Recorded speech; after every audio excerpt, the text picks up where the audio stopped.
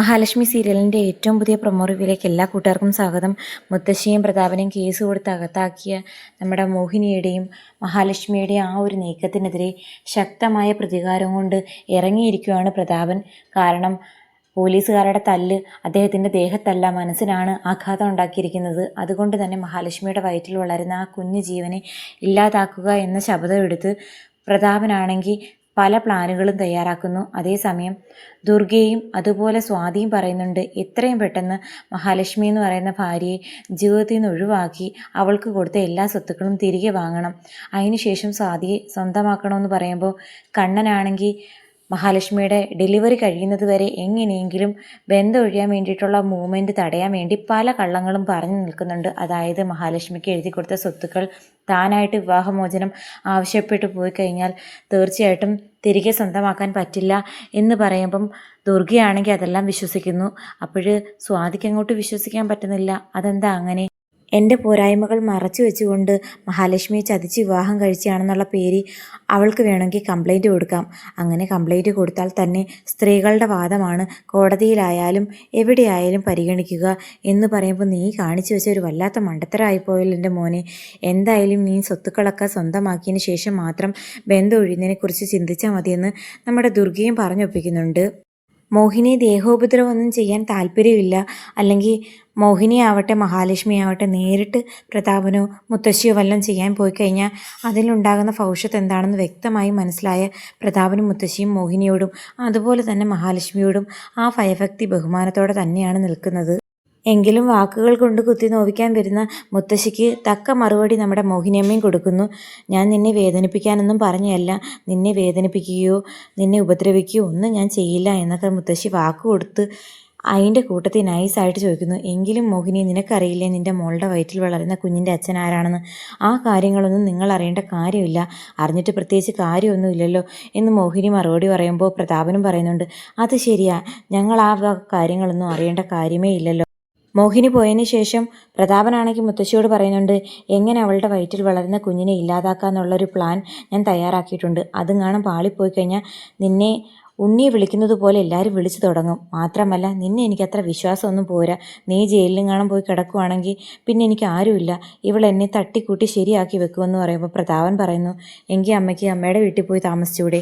ഒറ്റയ്ക്ക് ഞാൻ ആ വീട്ടിൽ എങ്ങനെ പോയി താമസിക്കാനാണെന്ന് മുത്തശ്ശിയും പറയുന്നു. അതേസമയം സീമന്തിനിയാണെങ്കിൽ മേഘനെ കണ്ട് വാ വിട്ട് കരയുന്നുണ്ട്. എന്നാലും എൻ്റെ മോനെ, നീ എന്തെങ്കിലും ഒന്ന് വാ തുറന്ന് പറയടാ എന്ന് പറയുമ്പോൾ ഒന്നും മിണ്ടാൻ പറ്റാതെ നിശ്ചലനായി കിടക്കുന്ന മേഘനെ കാണാനായിട്ട് നമ്മുടെ മാർക്കോയും ലോപ്പസും അങ്ങോട്ടേക്ക് വരുന്നുണ്ട്. സീമന്തിനിയാണെങ്കിൽ മാർക്കോയെ കണ്ടതും ഭയങ്കരമായിട്ട് പേടിച്ച് കരയുന്നു. കാരണം വീണ്ടും മേഘനെ എന്തോ ഉപദ്രവിക്കാൻ വന്നെയാണോ എന്നുള്ളൊരു പേടിക്ക്. അതേസമയം മാർക്കോയാണെങ്കിൽ സീമന്തിനിയോട് ചോദിക്കുന്നു, നിങ്ങളുടെ മോൻ എന്തെങ്കിലും സംസാരിക്കാൻ തുടങ്ങിയോ? അവൻ എന്തെങ്കിലും മാറ്റമുണ്ടോ എന്ന് ചോദിക്കുമ്പോൾ ഒരു മാറ്റവും ഇല്ല, നീ ഇനി എൻ്റെ കുഞ്ഞിനെ ഉപദ്രവിക്കല്ലേ, ജീവനുണ്ടെന്നൊരു പേര് മാത്രമേ ഉള്ളൂ, അല്ലാതെ അവൻ എല്ലാ അർത്ഥത്തിലും ജീവശവമായിട്ടാണ് കിടക്കുന്നതെന്ന് പറയുമ്പം മാർക്കോ പറയുന്നുണ്ട്, ആയ കാലത്ത് മോനെ നേർവഴിക്ക് വളർത്തണമായിരുന്നു, അല്ലെന്നുണ്ടെങ്കിൽ മകൻ കാണിക്കുന്ന കൊള്ളരായിക കണ്ട് സങ്കടപ്പെടാൻ മാത്രമേ ഇനിയുള്ള ജീവിതത്തിൽ നിങ്ങൾക്ക് യോഗം ഉണ്ടാകൂ എന്നൊക്കെ പറയുമ്പോൾ സീമന്തിനിയാണെങ്കിൽ വീണ്ടും പൊട്ടിക്കരയുന്നുണ്ട്. അപ്പോൾ മേഘനെ നോക്കി പറയുന്നുണ്ട് നമ്മുടെ മാർക്കോ, എനിക്ക് ഡിസ്ചാർജ് ആയി, വീണ്ടും നീ എന്തെങ്കിലും തരികിട കാണിച്ചുകൊണ്ട് ഇറങ്ങാനാ പുറപ്പാട്? ഞാൻ സ്നേഹിക്കുന്നവരെ ആരെങ്കിലും ഉപദ്രവിക്കാനും കാണും, വന്നു കഴിഞ്ഞാൽ പിന്നെ ഇങ്ങനെ ആയിരിക്കില്ല ഞാൻ മറുപടി തരാൻ പോകുന്നേ എന്നൊരു വാണിംഗ് കൊടുത്തിട്ട് നമ്മുടെ മാർക്കോയാണെങ്കിൽ ഓപ്പോസിനെയും കൂട്ടി പോകുന്നു. മഹാലക്ഷ്മിയുടെ വയറ്റിൽ വളരുന്ന കുഞ്ഞിനെ നശിപ്പിക്കാനായിട്ട് വിഷമരുന്ന് തേനിൽ ചാലിച്ച് ഒരു ബോട്ടിലാക്കി കൊണ്ടുവരുന്നുണ്ട്.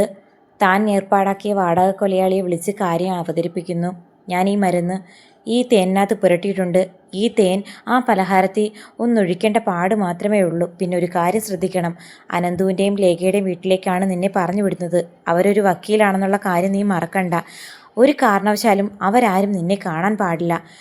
പറഞ്ഞതുപോലെ ആ പലഹാരത്തിൽ ഈ മരുന്ന് കലർത്തിയിട്ട് വന്നേക്കണം. അവിടെ ഈ പലഹാരം കാണുമെന്ന് സാറിനെന്താ ഉറപ്പ്? എൻ്റെ ഭാര്യയാടോ അവൾക്ക് ആ പലഹാരം ഉണ്ടാക്കി കൊടുത്തു വിട്ടിരിക്കുന്നത്. എന്തായാലും അവൾ മൊത്തത്തിൽ തിന്നു തീർക്കാനൊന്നും സമയമായി കാണില്ല.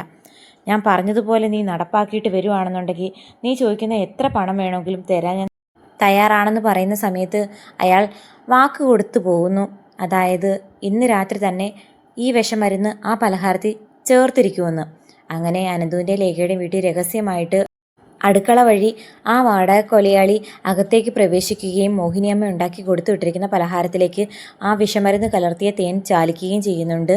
എന്നിട്ട് ആരും അറിയാതെ അങ്ങ് ഇറങ്ങിപ്പോവുകയും ചെയ്യുന്നു. പിറ്റേ ദിവസം രാവിലെ അടുക്കളയിൽ ജോലി ചെയ്തുകൊണ്ടിരിക്കുന്ന ലേഖയെ കാണാനായിട്ട് മഹാലക്ഷ്മി വരുന്നു. എന്തെങ്കിലും ഒരു ഹെൽപ്പ് ചെയ്യാൻ വേണ്ടിയിട്ടാണ് വന്നിരിക്കുന്നത്. അപ്പോൾ ലേഖ പറയുന്നുണ്ട്, എനിക്കൊരു പ്രത്യേകിച്ച് യാതൊരു സഹായത്തിൻ്റെ ആവശ്യമില്ല, താനീ വയ്യാതിരിക്കുന്ന സമയത്ത് എന്നെ ഹെൽപ്പ് ചെയ്യുമൊന്നും വേണ്ടെന്ന് പറയുമ്പോൾ ഒരു ചായയെങ്കിലും ഇട്ട് തന്നെ സഹായിക്കാമെന്ന് പറഞ്ഞുകൊണ്ട് ഞാൻ ഇങ്ങോട്ടേക്ക് വന്നതെന്ന് നമ്മുടെ മഹാലക്ഷ്മിയും പറയുന്നുണ്ട്.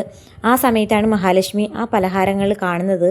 അപ്പോൾ രാവിലെ തന്നെ അത് കഴിക്കാൻ ആഗ്രഹത്തോടെ ടിന്ന് തുറക്കുന്നതും കാണിച്ചുകൊണ്ടാണ് പ്രൊമോ അവസാനിക്കുന്നത്. എന്തായാലും പ്രതാപൻ്റെയും മുത്തശ്ശിയുടെയും നീക്കം ഒന്നെങ്കിൽ മോഹിനിയമ്മ മറഞ്ഞു നിന്ന് കേട്ടിട്ടുണ്ടായിരിക്കും. അതുകൊണ്ട് തന്നെ ആ വിഷമരുന്ന് കലർത്തിയ പലഹാരം മാറ്റിയതിന് ശേഷം പുതിയ പലഹാരവും കാണാം മാറ്റി വെച്ചിട്ടുണ്ടാകും. അല്ലെന്നുണ്ടെങ്കിൽ തീർച്ചയായിട്ടും അത് മറ്റാരെങ്കിലും കഴിച്ച്, അതായത് വെറും വയറ്റി പലഹാരം കഴിക്കേണ്ടെന്ന് പറഞ്ഞുകൊണ്ട് ലേഖയും കാണാം ആ പലഹാരം കഴിക്കുന്നതിൽ നിന്നും മഹാലക്ഷ്മിയെ തടഞ്ഞിട്ട് മറ്റാരെങ്കിലും ആ പലഹാരം കഴിക്കാൻ ഇടയാകുകയും അപ്പോഴായിരിക്കും ആ പലഹാരത്തിൽ വിഷമരുന്ന് കലർത്തിയിട്ടുണ്ടെന്നുള്ള കാര്യം തിരിച്ചറിഞ്ഞുകൊണ്ട് മഹാലക്ഷ്മി വലിയ ആപത്തിൽ നിന്നും രക്ഷപ്പെടാൻ പോകുന്നത്. എന്തായാലും മഹാലക്ഷ്മിയുടെ വയറ്റിൽ വളരുന്ന കുഞ്ഞിനെയൊന്നും ഇവർക്ക് ആർക്കും ഒന്നും ചെയ്യാൻ സാധിക്കില്ല. കാരണം ദേവി മുത്തശ്ശി മാർക്കോയോട് പറഞ്ഞിട്ടുണ്ടായിരുന്നു, മഹാലക്ഷ്മിയുടെ പ്രഗ്നൻസി കാലഘട്ടം ഭയങ്കര കഠിനമായിട്ടുള്ള പരീക്ഷണങ്ങളിലൂടെ ആയിരിക്കും അവർ കടന്നു പോകുന്നത്. എന്നാലും കുഞ്ഞിന് യാതൊരു ആപത്തും സംഭവിക്കാതെ സുഖപ്രസവത്തിലൂടെ അവളുടെ വയറ്റിൽ വളരുന്ന കുഞ്ഞ്